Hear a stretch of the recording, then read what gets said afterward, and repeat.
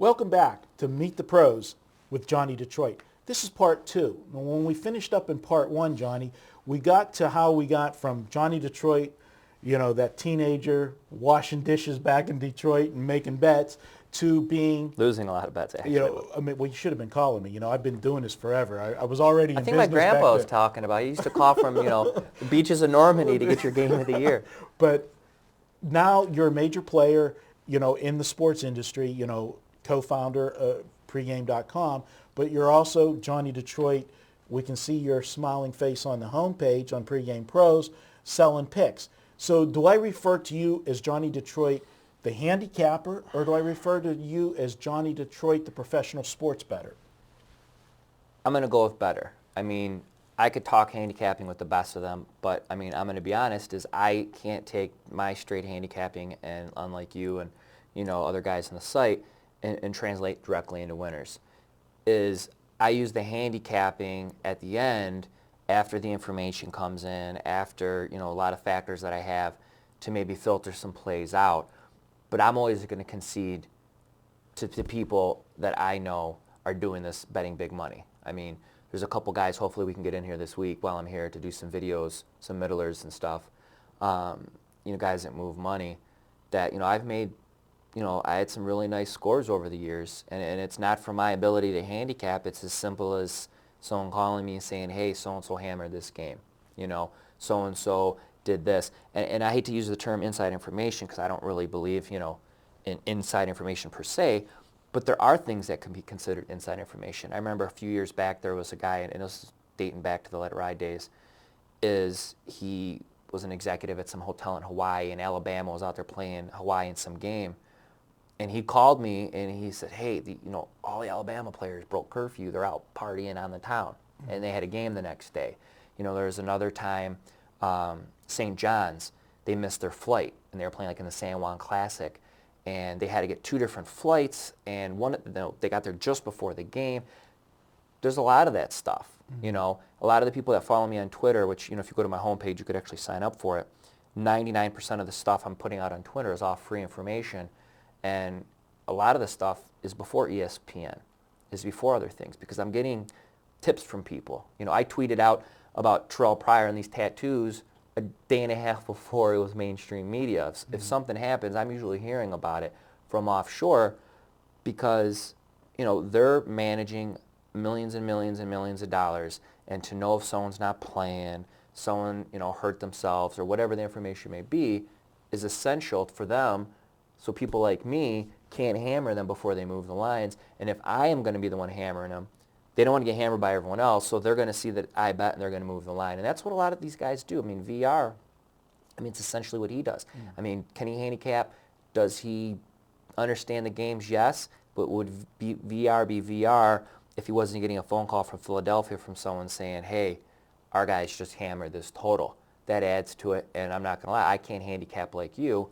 I rely on other sources, and I'm not ashamed to admit it. Well, it goes, you hear the saying, it's, a lot of times it's not what you know, but it's who you know. Exactly. And that, that is never more evident than in this situation. And you've made a successful career out of it. So, there's nothing wrong with it. And like I said, we've got cappers at the site, different styles of handicapping. We've got guys on the site that know the third string player at a certain position. And, exactly. what's that worth? That's not me. That's not my for style. Sure not me. I had a couple forum guys last year help me with my fantasy draft. You know what I mean? So here am I. I'm the guy who owns the site who's supposed to know all this stuff. And I'm like, well, who should I be taking in the 7th round for a running back?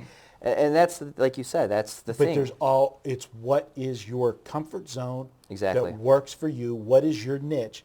And, to me, my style, and, RJ and I always get into arguments over it, whenever I'm reading lines, I don't look at lines the way everybody else looks at lines. This is a situation, most people look at the Vegas handicap, the Vegas odds, and the people that create those lines and say, I'm better than them, I can beat them. And that's fine, that's their style. It's not my style. Right. I look at the people that set the lines as almost godlike. And I believe there's a reason that the majority of people that bet lose. You know that, I know that. All the books that are driving, back old school, it was always, you could tell who the bookie was because he was pulling up in the brand new caddy that you were paying him your money every weekend. Trust okay? me, I remember being in high school, and that's what kind of made me, I started doing a little booking when I was younger, is I was in the locker room in high school hustling baseball cards, because I was like $217, and I thought my life was over, so I know where you're getting with that, and that's, And I look at the line and respect the line, but to me, I always believe that it's an ebb and flow. The public perception that the line is a power rating, I don't work it that way.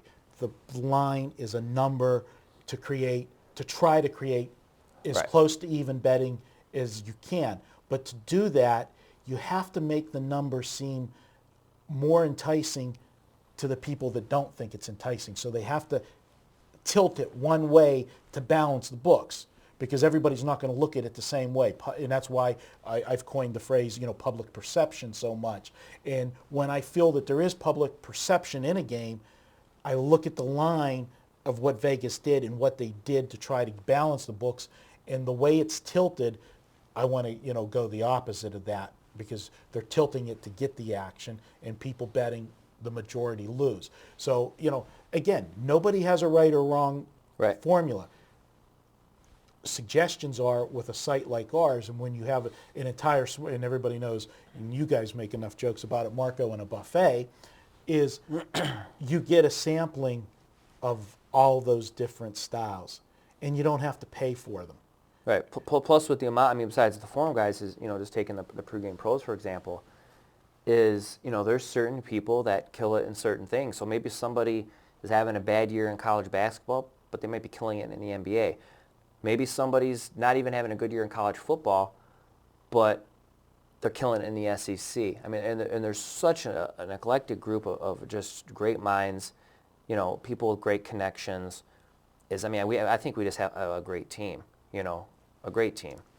Absolutely. And like I said, you get to sample a lot of it, the majority of it for free because everybody is, giving free picks or, putting, post in the forums, everything you can read, sending out free Twitter plays.